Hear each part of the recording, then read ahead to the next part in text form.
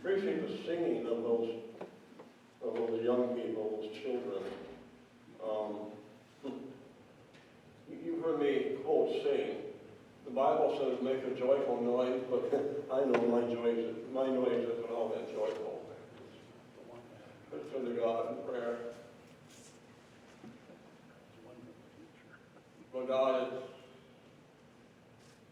wonderful to be in your presence. There's something about gathering together that deepens our experience of worship. The roads are bad, the weather is bad, but yet we've gathered in your name because we love being with each other, but most of all, we love being with you. Amen. We know, Lord, we're with you all the time, but there seems to be something special when two or three or more are gathered in your name, because you promise and keep your promise to be in the midst of us also. So here we are, Lord, worshiping you in spirit and in truth. I ask you, Lord, to speak through me. But I need to hear this message too again, even though you and I have worked on it for a long time. I still need to hear it. Speak to me. And challenge us, motivate us, inspire us. Thank you, Lord. We trust you for that. We pray in your name. Amen. Got a question for you. What do you think is both the most important and yet the most difficult spiritual discipline? What do you think is the most important and yet the most difficult spiritual discipline? And before we go any further on I welcome those who are out there on Facebook or Twitter or wherever worshiping with us. We appreciate your being with us as we worship God together. I believe that the most important and the most difficult spiritual discipline is found in 1 Thessalonians 5:17. Pray without ceasing. King James Version. The New Living Translation says it very clearly. Never stop praying. Today we will explore the why and the how of ceaseless prayer. It is very important for us to pray ceaselessly because, number one, prayer puts us in conscious fellowship with God. The Andrews Study Bible explains 1 Thessalonians 5:17 this way. Live every moment in the consciousness of God's presence. Pray without ceasing. Live every moment in the consciousness of God's presence. You see, ceaseless prayer is not muttering prayers throughout the day, although it is good for us to pray for people throughout the day, but it's more than that. It is constantly consciously sharing your life with God, who is constantly consciously sharing his life with you. Ceaseless prayer is constantly consciously sharing your life with God, who is constantly consciously sharing his life with you. Ceaseless prayer. You see, it's imperative we do this because God promised, I will never leave you nor forsake you. And he promised, I am with you always. So if we don't pray ceaselessly, if we are not aware of God's presence and in some kind of level of fellowship with him, what are we doing? We are being Christians who are ignoring God. Of course, that's not good. If we don't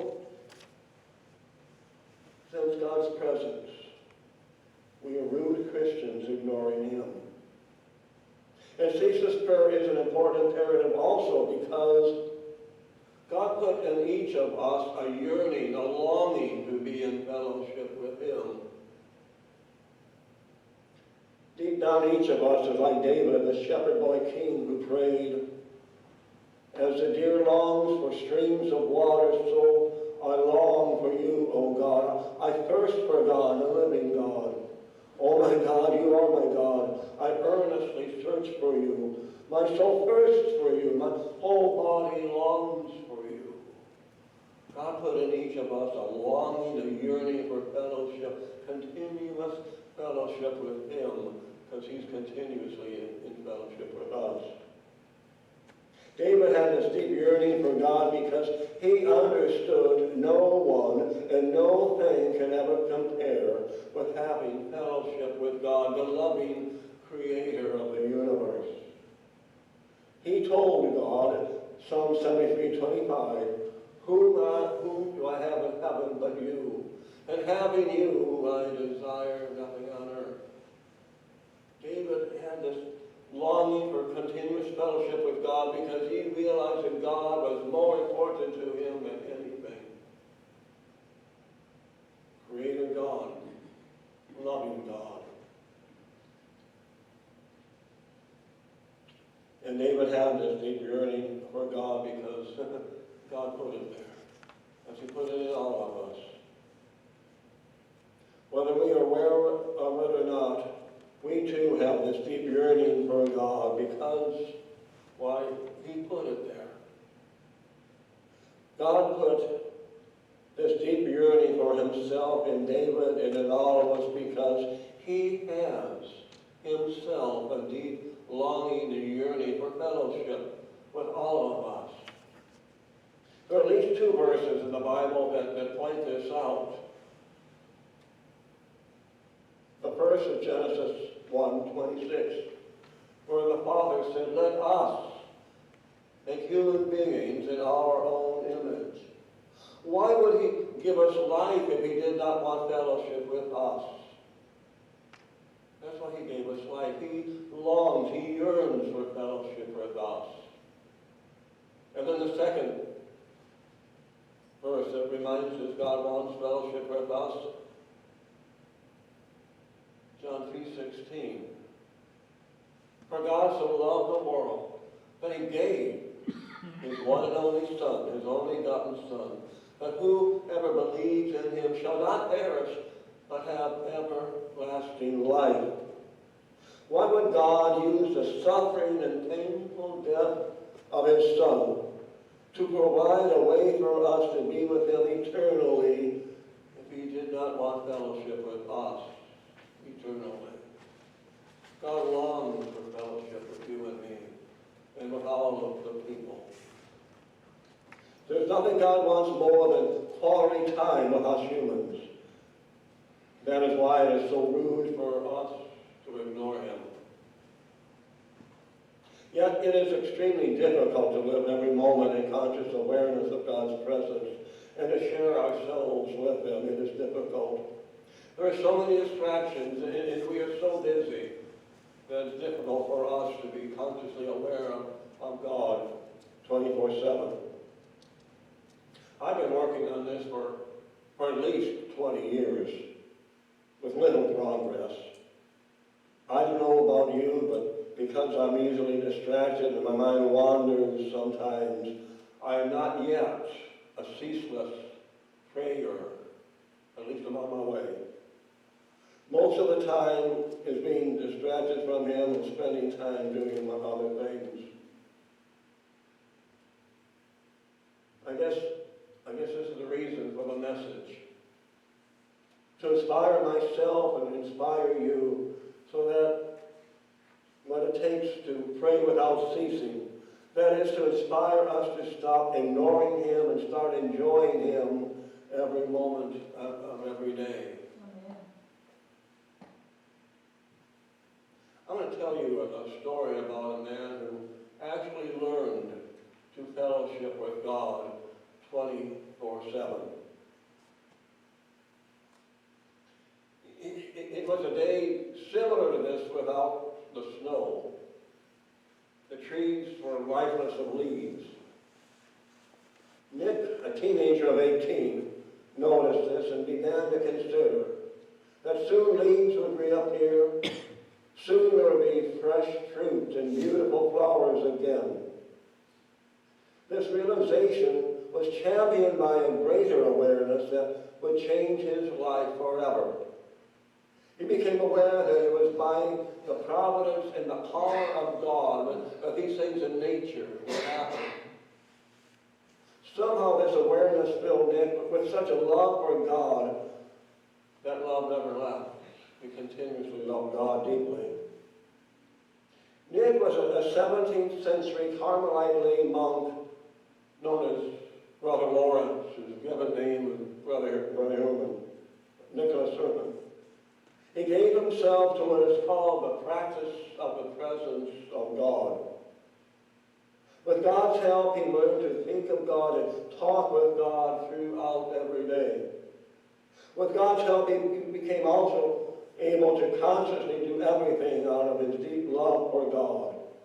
1 Corinthians 10:31 implores us, so whatever you eat or whatever you drink or whatever you do always for the glory of God.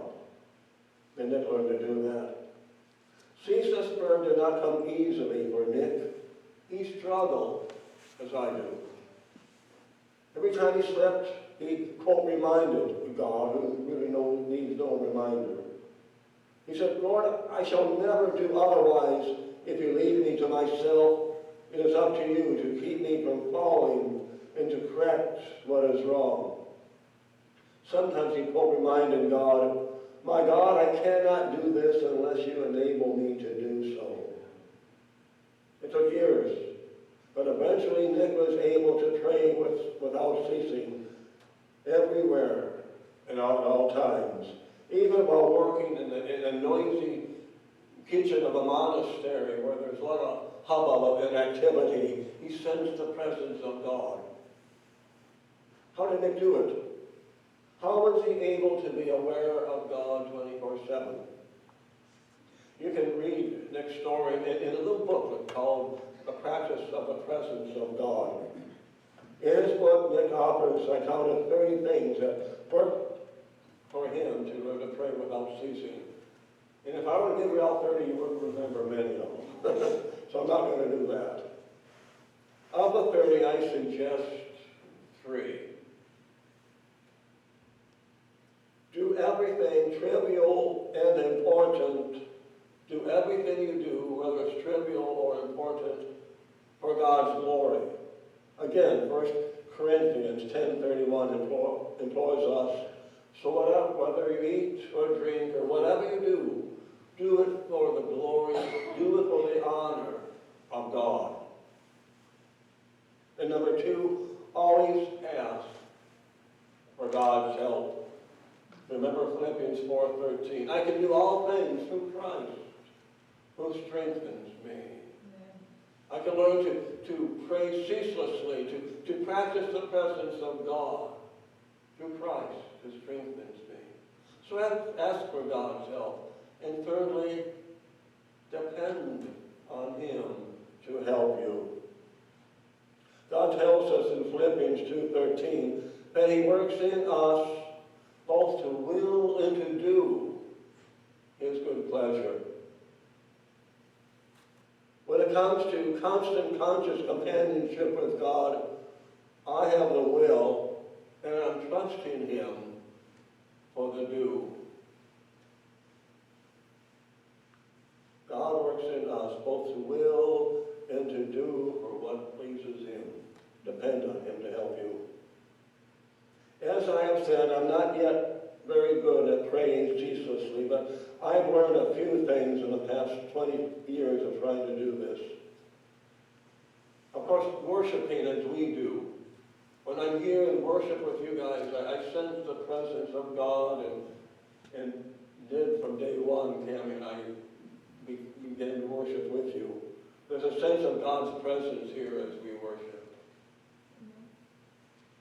Secondly, as I drink my early morning coffee in the quiet time on the couch looking out, dark breakfast, I get up around 5:30 sometimes, and drink my coffee and spend time in the quiet. And often during that time, I sense God's presence and pray, asking God to help people, but sensing God's presence, ceaseless prayer during that time. When I study for sermons or Bible studies or prepare manuscripts, when I'm centered on Him and the Bible, I sense His presence. When I lift up someone in prayer, I fellowship with Him, I sense His presence. When I praise Him, I especially sense closeness with Him. But far too often through the day, my mind is more on other things than it is on Him. I am becoming a ceaseless prayer. I'm on my way. I have been for 20 years. And I invite you to join me. I invite you to join me to become a ceaseless prayer. We can be like Nick. Every time we realize our thoughts have wandered from God, we can admit our failure and ask God to help us. And He will. Amen. With God's help, we can become champion, ceaseless prayers to God in prayer.